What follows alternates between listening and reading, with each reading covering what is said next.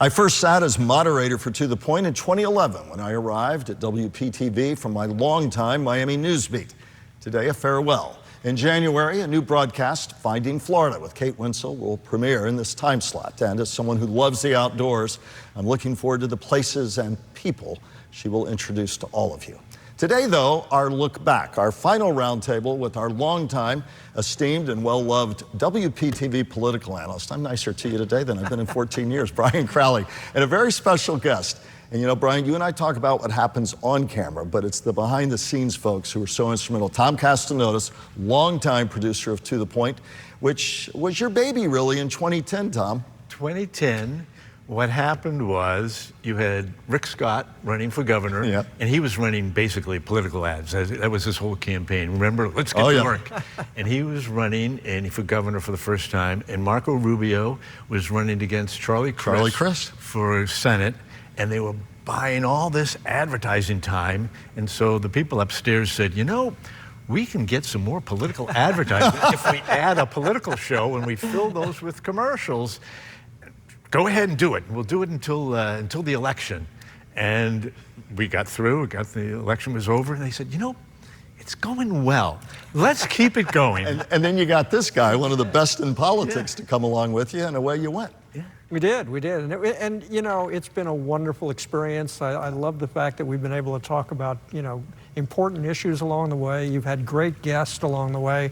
I think we've had a big impact on people. And you know, I'm still thrilled every time somebody comes up to me and tells me that they watched the program, because they always say they like how analytical we are, how we're not going extreme in either direction. And I just find that very important to hear, that they're really very thankful about what we've done. Well, you've done a superb job, Brian, over the years. Kelly Dunn, our esteemed colleague, was with To The Point from 2010 to 11. I came in and was lucky to take that baton, and now we're coming up on 2025. I'm retiring in March, so everything's kind of coming together. I've got a grandson to go spoil. We've had a lot of serious moments, but one of Tom's toughest bookings, but man, he worked on this for like a year. Let's show the video. It's not just serious stuff. Oh, yeah, this was a classic. Santa Claus came to The Point. I cannot tell you how hard Tom worked. The irony, Tom, he sounded so much like Brian Crowley. Really? I remember he was an elf.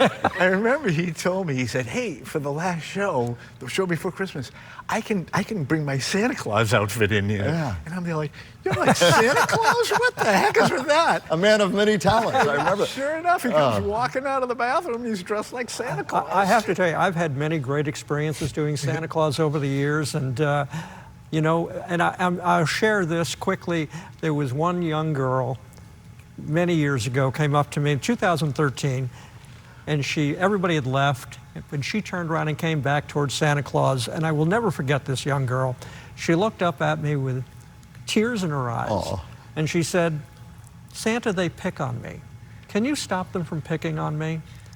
And it really had a big impact on me, and I told her that she was a wonderful kid and had a good heart, and that, you know, she'd be fine. I'd love to know what happened to her all these years later. But this was an area of some poverty, and what struck me was she wasn't asking for a present, she wasn't asking for clothes, she wanted Santa to help her with something, and that's just, you know, I think an important part of what we need to remember in the holiday season. Yeah. And then just for fun, I had this one time I was at this event doing Santa Claus, and this mommy sitting over there all excited about taking a picture with me and her daughter, and the little girl looks up at me and she goes, Santa, I'm Jewish. And I looked at her and I went, Happy Hanukkah. And Tom, besides booking Santa, AKA Brian Crowley, he's a good elf for the real Santa.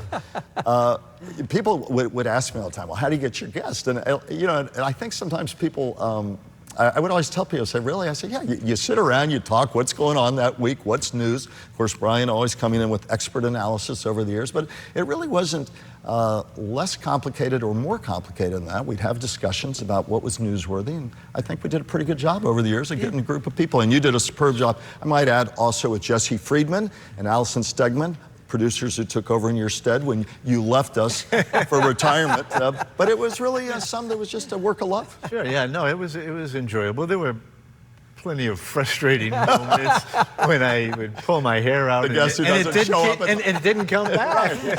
Yeah, we guessed it didn't show up. But the great thing about it was we got to meet a lot of different people. You know, anytime there was a new candidate running for office, where there was the Lake Okeechobee and the toxic algae. We had all those people from the lake out here coming on to the show. So every topic we had during that period, you know, the Tea Party, we got to meet all kinds of people from different walks of life, and that was good. It was a really good way of meeting people and talking with them and finding out different things. It was a front door to that, a front row seat, really. And then Tom decided to hang up his shingle, and we're going to keep busy. And I will say, you know, the advent of social media, it can get tougher to get guests. It used to be an entree for everybody. So I think you work harder at it, getting them in now, but it's been just as rewarding the whole time.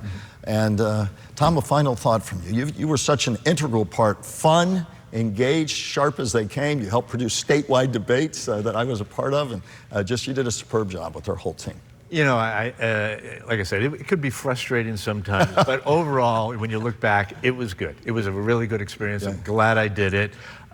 It was fun. It was, you know, Friday afternoon sometimes when we would tape these during the political season. We'd come in on Sunday mornings and with a big pot of coffee and do that. Get after it. Yeah, but it was good. I really enjoyed the different people that we brought in.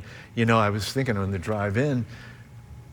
It was a Veterans Day weekend. I had to find a couple of veterans to do a Veterans Day show, and I got a woman and a guy, and the guy was Brian Mast, and it was the first time he was on TV. He still talks about it today. Oh yeah, first time I was on TV. Beautiful. And now this guy's on this powerful chairman of a powerful committee in Congress. And so it goes. The Crowley closer was a centerpiece of the broadcast for all those years. A final Crowley closer, my friend. Well, my final Crowley closer would be, I really love doing this program. I'm glad the kind of impact that we had on people who really listened and really cared, and I hope that impact continues going forward, it's been a terrific experience. Well, you've been one of the great political voices. This guy has burned more shoe leather back and forth from Tallahassee to here and beyond. And Brian will continue to be a voice in daily newscasts. In fact, just today we had a young reporter said, I need some news analysis. I said, here is your guy. And so I think it's been a lot of fun.